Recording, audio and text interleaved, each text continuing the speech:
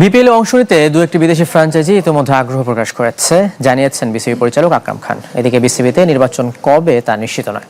তবে দেশের ক্রিকেটে উন্নয়নে আমিনুল ইসলাম বুলবুলকে দীর্ঘদিন ক্রিকেট বোর্ডে চান তিনি। বিসিবি সভাপতির আগ্রহে চট্টগ্রামে টুর্নামেন্ট করার উদ্যোগ আকরাম খানের। 2012 থেকে 25 মাঠে গড়িয়েছে 11টি বিপিএল। লোটাস কামাল থেকে নাজমুল হাসান পাপন, সবশেষ ফারুক আহমেদ। ফ্র্যাঞ্চাইজি লিগ নিয়ে প্রত্যেকের সঙ্গী বিতর্ক, সমালোচনা। নতুন সভাপতি আমিনুল ইসলাম বিপিএল আয়োজনকে ঢেলে সাজাতে চান, যেখানে বড় পরিবর্তন বিদেশি ফ্র্যাঞ্চাইজির অংশগ্রহণের সুযোগ।